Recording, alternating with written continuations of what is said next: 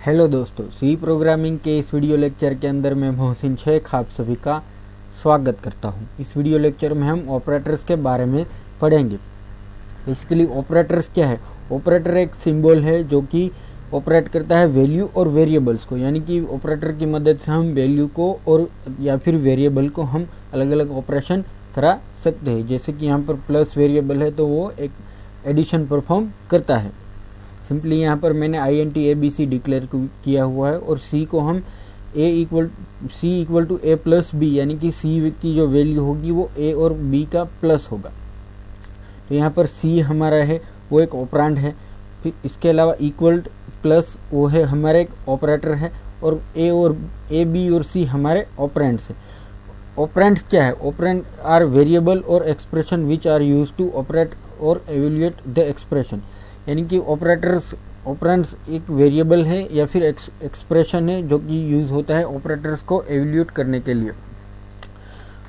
अब ऑपरेंड्स के कॉम्बिनेशन और ऑपरेटर के कॉम्बिनेशन को हम एक्सप्रेशन के नाम से जानते हैं, यानी कि ये हमारा एक एक्सप्रेशन हुआ C equal to A plus B, और हमारे C और A जो है वो A B C हमारे ऑपरेंड्स हुए। बेसिकली C में बहुत सारे ऑपरेटर है जिसमें है arithmetic, relational, logical, assignment, increment, decrement, conditional, bitwise और साइज ऑफ जैसे ऑपरेटर्स दिए गए हुए हैं। सबसे पहले एरिथमेटिक ऑपरेटर्स के बारे में पढ़ते हैं। एरिथमेटिक ऑपरेटर को हम बेसिकली एरिथमेटिक एक्सप्रेशन को ही इवैल्यूएट करने के लिए यूज करते हैं, जिसके अंदर है एडिशन, सब्सट्रैक्शन, मल्टीप्लिकेशन, डिवीजन और मॉड्यूलस जैसे ऑपरेटर्स दिए गए हुए। बेसिकली इनके नाम से ही हमें पता चलता है कि ये कौन कौन से कार्य कर सकती है। जैसे कि एडिशन की मदद से हम सम परफॉर्म कर सकते हैं, सब्ट्रैक्शन की मदद से हम कोई भी दो ऑपरेटर को माइनस परफॉर्म कर सकते हैं, मल्टीप्लिकेशन और डिवीजन की मदद से भी सेम हम मल्टीप्लिकेशन और डिवीजन परफॉर्म कर सकते हैं। इसके अलावा मॉड्यूलस की मदद से हम मॉड्यूल, यानी कि जो दो ऑपरेटर जो modulus operator are and remainder are often the integration value, यानी कि हमारे जो इंटीजर वैल्यू का डिवीजन करेगा और जो रिमाइंडर होगा वो हमें बताएगा। बेसिकली यहाँ पर मैंने एक A और B डिक्लेयर किया हुआ है, जैसे कि A की वैल्यू है 15 और B की वैल्यू है 4। अब A प्लस B यानी कि वो 19 हुआ, A minus B 11, A multiplication B equal to 60, A division by B 3। अब यहाँ पर हमारी अगर वैल्यू A की जो वैल्यू है वो सिर्फ 15 होगी तो रिजल्ट 3 आएगा, और अगर हमारी A की वैल्यू 15.0 यानी कि अगर फ्लोटिंग पॉइंट के अंदर वैल्यू जाती है तो यहाँ पर हमें फ्लोटिंग पॉइंट के अंदर भी रिजल्ट दिखाएगा। सिंपली A मॉड्यूलस B यानी कि यहाँ पर हमें 3 दिख रहा है। तो एरिथमेटिक ऑपरेटर की मदद से हम हमारे प्रोग्राम के अंदर एरिथमेटिक ऑपरेशन आसानी से कर सकते हैं। इसके बाद का जो ऑपरेटर है वो रिलेशनल ऑपरेटर है, जिसकी मदद से रिलेशनल ऑपरेटर यूज होते हैं रिलेशनल एक्सप्रेशन को एवेल्यूएट करने के लिए, जिसके अंदर डबल इक्वल टू साइन है जो कि वो इक्वल टू के लिए यूज होती है। फिर एक्सक्लेमेशन और इक्वल टू की साइन है जो कि नॉट इक्वल टू के लिए यूज होती है।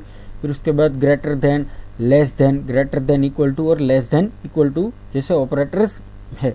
अब बेसिकली यहाँ पर इक्वल टू जो ऑपरेटर है उसकी मदद से हम कोई भी दो वैल्यू को कंपेयर करते हैं, यानी कि 5 इक्वल टू 2 के 5 2 के बराबर है कि नहीं। तो बेसिकली हमें मालूम है कि 5 बड़ा है और 2 छोटा है, वो दोनों बराबर नहीं है, इसलिए ये फॉल्स वैल्यू रिटर्न करेगा।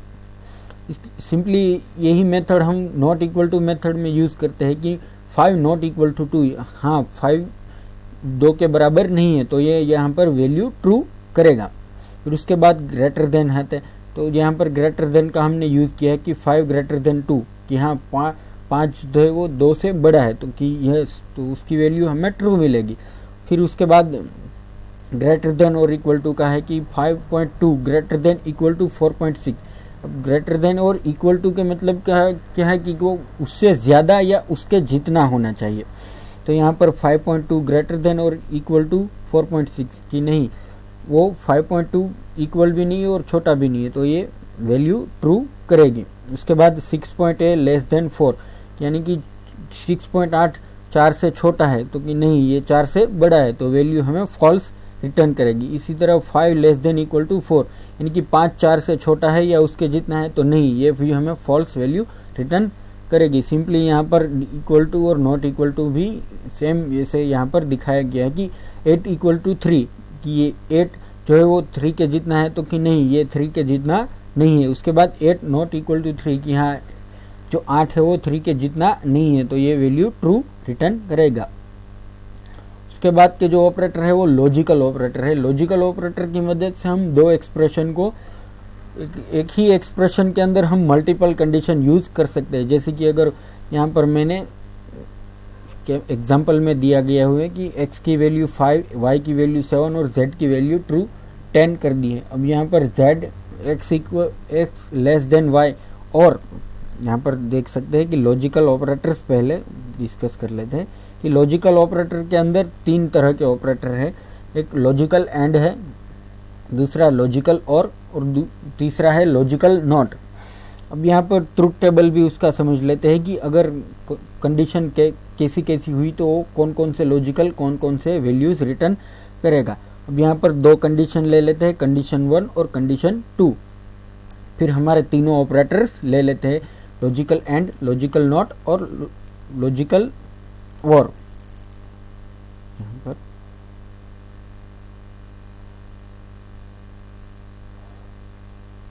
सबसे पहली कंडीशन में दोनों कंडीशन के अंदर अगर वैल्यू हमारा रिजल्ट जो है वो फॉल्स रहेगा तो लॉजिकल एंड के अंदर वो रिटर्न करेगा फॉल्स, और लॉजिकल और के अंदर फॉल्स, और लॉजिकल नॉट के अंदर वो ट्रू रिटर्न करेगा। अगर पहली वैल्यू फॉल्स और दूसरी वैल्यू ट्रू रहेगी तो भी उसके लॉजिकल एंड के अंदर वो फॉल्स रिटर्न करेगा, और लॉजिकल और नॉट के अंदर वो ट्रू रिटर्न करेगा। अब पहली वैल्यू ट्रू है, दूसरी वैल्यू फॉल्स है, तो भी लॉजिकल एंड फॉल्स ही रिटर्न करेगा, और लॉजिकल और ट्रू रिटर्न करेगा, और लॉजिकल नॉट है वो फॉल्स रिटर्न करेगा। अब जो चौथी कंडीशन के अंदर हमें रिजल्ट मिल रहा है वो दोनों कंडीशन ट्रू है, और तब भी जब दोनों कंडीशन ट्रू हो तभी लॉजिकल एंड उसको ट्रू वैल्यू इवेल्यूएट करता है। अगर एक कंडीशन ट्रू है एक कंडीशन फॉल्स है तो वो ट्रू में रिजल्ट नहीं देना। यहाँ सेम इसके अंदर लॉजिकल और के अंदर भी वो ट्रू रिजल्ट करेगा, और लॉजिकल नॉट के अंदर तो बेसिकली फॉल्स ही रिटर्न करेगा, क्योंकि दोनों कंडीशन ट्रू है तो वो तो फॉल्स ही रिटर्न करेगा।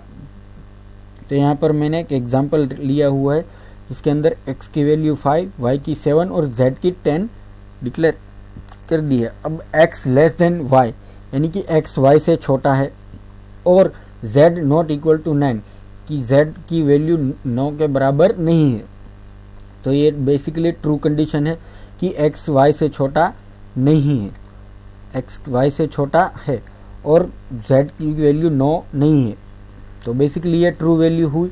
अब नॉट, यहाँ पर हमने logical not x greater than y कि नॉट यानी कि x y से छोटा नहीं है, तो ये भी वैल्यू ट्रू करेगा। फिर x ग्रेटर देन y, और यहाँ पर लॉजिकल और यूज हुआ है, और z greater than equal to 15 कि z x greater than y यानी कि x y से बड़ा है, तो हाँ x y से छोटा है क्योंकि y की वैल्यू हमने यहाँ पर 7 रिटर्न करा दी, और z इक्वल लेस देन 50 और z की जो वैल्यू है वो 15 है, तो यहाँ पर वैल्यू हमें ट्रू रिटर्न करेगा। सिंपली ऐसे ही कि not y less than z की y की वैल्यू लेस देन z से नहीं मिलती, तो कि हाँ ये फॉल्स रिटर्न करेगा।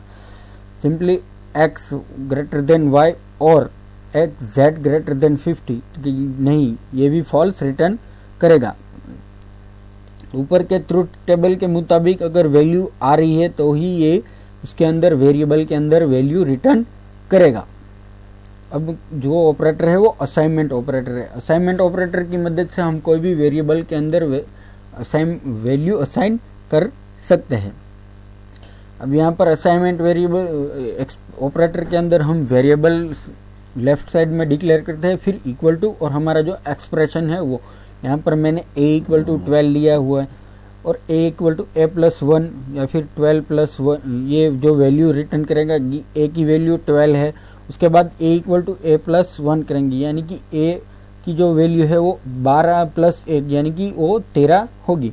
अब इसी वेरिएबल को राइटिंग करने के लिए कुछ शॉर्ट हैंड मेथड हमने यूज़ की हुई है, जैसे कि वेरिएबल लेते हैं, उसके बाद ऑपरेटर और उसकी जो वैल्यू हमें प्लस, जो भी वैल्यू हमें करनी है वो, जैसे कि यहाँ पर मुझे a के अंदर 15 प्लस करना है तो a प्लस इक्वल टू 15, यानी कि a उसके अंदर 15 ऐड किया जाए। जैसे कि यहाँ पर है कुछ असाइनमेंट मैंने यहाँ पर लिखे हुए कि a+1 हमें करना है तो a प्लस इक्वल टू 1 इस तरह से लिख दे तो ये हमारे लिए काफ़ी शॉर्ट ही हो जाएगा। सिंपली सारे अरिथमेटिक वेरिएबल के लिए भी ये मेथड यूज़ की जाती है, जैसे कि माइनस में, मल्टीप्लिकेशन, डिवीजन, मॉड्यूलस, सभी में ये वैल्यू हम ये मेथड यूज़ कर सकते हैं। और उसके यूज़ करने के लिए कुछ एडवांस भी है, जैसे कि वेरिएबल इज़ नॉट रिपीटेड, यानी कि हमें वेरिएबल को, एक ही वेरिएबल को बार बार रिपीट नहीं करना पड़ता है और स्टेटमेंट भी कंसिस्ट हो जाता है। उसके बाद स्टेटमेंट को हम फास्टर ही राइट कर सकते हैं।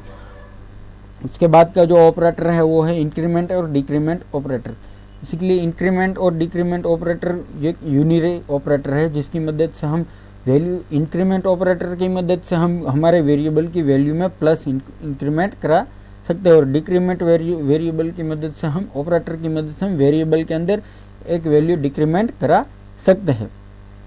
जैसे कि यहाँ पर मैंने लिखा हुआ है एंटी x इक्वल टू 1 और x equal to x plus plus, यानी कि x की जो वैल्यू है उसके अंदर हम एक वैल्यू और जोड़ दें। इसी तरह डिक्रीमेंट ऑपरेटर को भी हम यूज़ कर सकते हैं कि x equal to x minus minus.